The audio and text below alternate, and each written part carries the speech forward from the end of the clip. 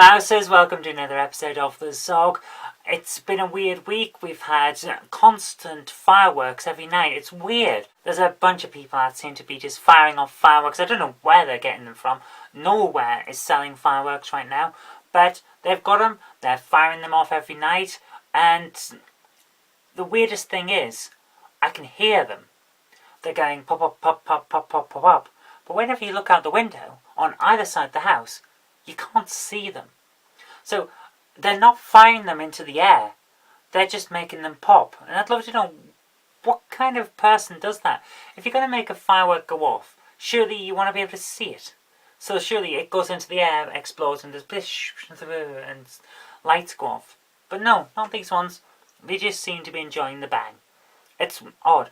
And it's always about 1 o'clock in the morning that they're doing it, which tells me that they're not doing it for a celebration, they're just doing it to be pricks. They're doing it to wake people up and cause a problem.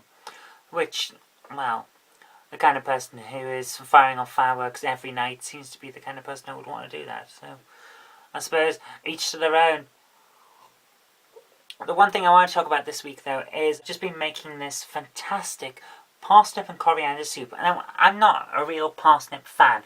One of those things, it's a bit too sweet for me normally, so I was surprised by how tasty this is. I make it because my partner Jen, she likes parsnips. So I made this and we've been growing them.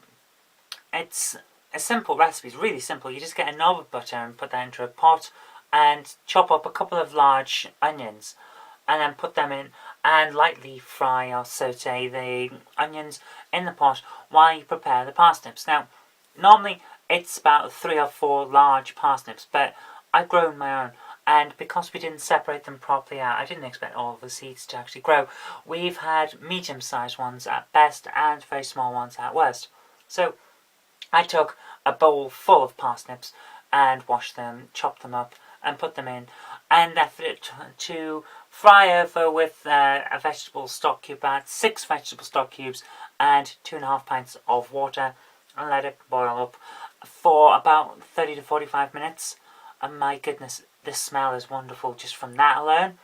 So once you've done that, you put in a load of coriander. Now you can either use ground coriander from a little jar, or you can use fresh coriander. I've got a bit of both, so I tried a bit of both. And it's there to taste, basically. So taste it before you put any in, and then decide how much you want to put in. I put a fair amount in, and that worked out really well. But the thing that you have to remember is you've got to put a bit of garlic in there as well. So I put in 3 cloves of garlic for taste. You might want to put in as much of that. It's a general recipe that you see online is between 1 and 3. I put 3 in because we like garlic. And then, as the pièce de résistance, a dash of cream. The cream thickens it a little bit and adds that little bit of extra taste. It is amazing. It only took about an hour of letting it simmer and things like that to get it done. It's really, really good. If you like soups, I would recommend that one. I blended it myself with a hand blender, so do that as well, because you can eat it as a kind of brothy type soup if you want, but I preferred it to be all blended up, and my goodness, it is wonderful. So what else has been going on? It's one of those weeks where it seems like I've just not got any time to do anything myself. I've been struggling to get the comic out because just time is getting taken up by everything that's going on. We had Pride over the weekend, and then on Monday we had a load of family around, so we went and had a barbecue, and that was lovely. And then yesterday I had to go out and do this, that and the other, and then today I've had to go out and do this, that and the other, and my goodness, all my time is just getting eaten up. I'm hoping that we can get back to a normal schedule soon, because the comics are suffering, and I don't like that when my main job is videos and comics, to not be able to do videos and comics because of everything else, but that kind of happens. I mean, on Friday I've got another thing where I've got to go out because I've got to have an MRI on my head to work out whether the cause of my hearing loss is cancer or not.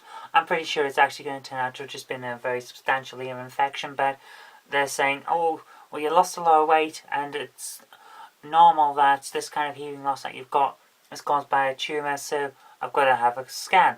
It's annoying me that they keep bringing up the idea of cancer. I know it's not, but every time they mention that it could be, I'm starting to think, oh, what if it actually is? I know it's not. It's an infection. That's all it's been. But it does worry me. So really, doctors, don't say this sort of thing unless it's absolutely certain that you know it's going to be, because it worries. Even though I'm telling myself, I know it's an infection, and I know the infection's gone now, and I know that the damage is done, but they're going, oh, cancer, so it's there in the back of your head. What if it is? And that's the worst part. This worry is the worst thing, because it takes so long to get an appointment to do this. I don't like it, so I really recommend that doctors stop doing that. I know they've got to warn you about the possibilities, but guys, the moment you say cancer, everyone worries about it, regardless of how likely it is or not. So there's that. That's kind of hanging over me. I'll be glad when I get the results and it turns out that it has just been an infection, it's all gone, and I could get on with my life. But it's there in the background. The other thing is, we've got this new lighting rig. I'm hoping that I've got the light levels balanced now, so that I'm not shiny, because that's been a problem for the last couple of videos on the main channel. I'm hoping that once I've worked it out, everything will look fantastic, but at the moment I think the background is looking great on most of the videos, but I'm looking a little bit washed out, which is not exactly what I'm wanting. If I sit further back, maybe that works, but if I sit further back, then I don't look the same size on the screen. I look tiny, so it's like, you can't win. Maybe all I need to do is move the camera forward or something. We'll work it out.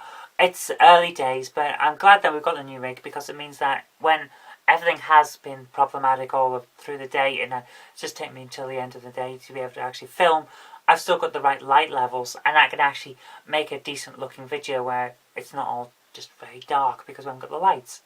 So that's good. And it also means that when we do the trains going by videos for Jen's channel, that it'll actually look proper and daylighted rather than the slightly washed out yellow that we have.